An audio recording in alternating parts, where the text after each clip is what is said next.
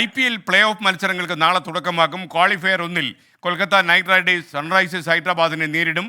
Sports ഡെസ്കിൽ നിന്ന് അനിൽ വാസുദേവ് തത്സമയം ചേരുന്നു. ഗുഡ് മോർണിംഗ് അനിൽ വാസുദേവ്, പറയൂ വിശദാംശങ്ങൾ.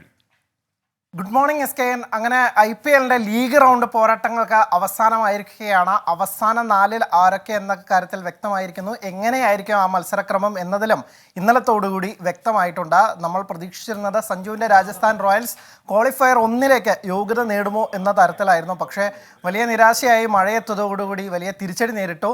3-ാം സ്ഥാനം കൊണ്ട് തൃപ്തിപ്പെടേണ്ടി വന്നിരിക്കുകയാണ് ഇപ്പോൾ രാജസ്ഥാൻ റോയൽസിന്. അതോടുകൂടി അവർക്ക് എലിമിനേറ്റർ പോരാട്ടം കളിക്കേണ്ടതായിട്ടുണ്ട്. അത് കുറച്ച് റിസ്ക്കാണ്. ഒരുപക്ഷെ ക്വാളിഫയർ 1-ന് യോഗ്യത നേടിയിരുന്നെങ്കിൽ നേരിട്ട് ഫൈനലിലെത്താനുള്ള ഒരു അവസരം ഉണ്ടായിരുന്നു.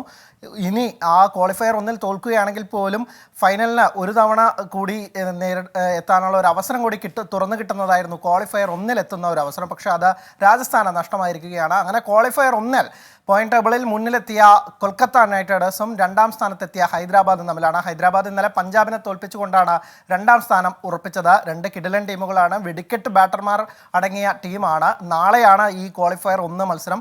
മറ്റന്നാൾ എലിമിനേറ്റർ പോരാട്ടവും നടക്കും. ഈ ഞാൻ സൂചിപ്പിച്ച പോലെ തന്നെ 2 ടീമുകളിലും ഹൈദരാബാദിലാവട്ടെ കൊൽക്കത്തയിലാവട്ടെ വെടിക്കെട്ട് ബാറ്റർമാരുടെ ഒരു സാന്നിധ്യം തന്നെയാണ് ആ ടീമുകളെ ഏറ്റവും ശക്തരാക്കുന്നത്. ടൂർണമെൻറ്റിൽ നിരവധി തവണ 200-നധികം മുകളിൽ അല്ലെങ്കിൽ റെക്കോർഡ് സ്കോറുകളിലേക്ക് എത്തിച്ച 2 ടീമുകളാണ്. അപ്പോൾ അത്തരമൊരു വീറുറ്റ പോരാട്ടം തന്നെ നമുക്ക് ക്വാളിഫയർ 1-ൽ കാണാമെന്ന് പ്രതീക്ഷിക്കുന്നുണ്ട്.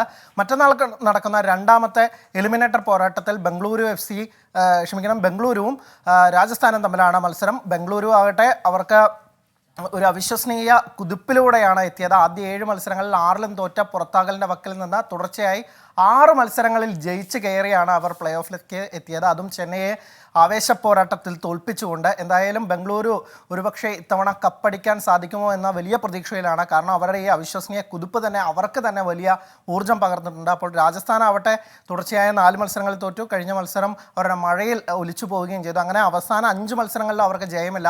അനിവാര്യമായ ഒരു ജയമാണ് ഇനി വേണ്ടത്. അതിൽ ജയിച്ചേ പറ്റൂ, ഇല്ലെങ്കിൽ പുറത്താവും. എന്തായാലും അങ്ങനെ ഇനി ശേഷിക്കുന്നത് ഫൈനലടക്കം ഒരു 4 മത്സരങ്ങൾ മാത്രമാണ്. ആവേശകരമായ ഒരു സീസണാണ് കടന്നു പോകുന്നത്. വലിയ റെക്കോർഡ് സ്കോറുകൾ പിറന്ന ഒരു സീസണാണ് അവസാനിക്കുന്നത്. എന്തായാലും അപ്പോൾ ഈ ശേഷിക്കുന്ന 4 മത്സരങ്ങളിലും ഒരു ഉഗ്രൻ സ്കോറുകൾ പിറന്ന് ഉഗ്രൻ മത്സരങ്ങൾ തന്നെ കാണാമെന്നാണ് നമ്മൾ പ്രതീക്ഷിക്കുന്നത്. SK.